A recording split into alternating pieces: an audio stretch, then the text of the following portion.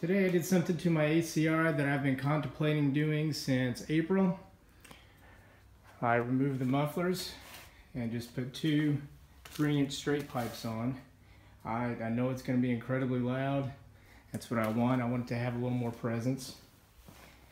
If it is too loud, I do have a couple of racing muffler ideas that I want to throw on the car.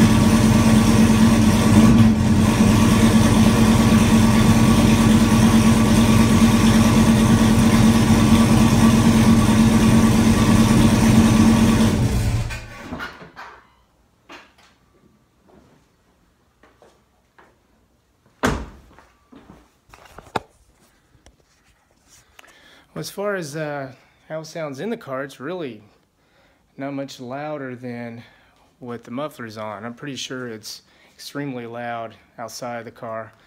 I'll get some driving videos in a couple of days.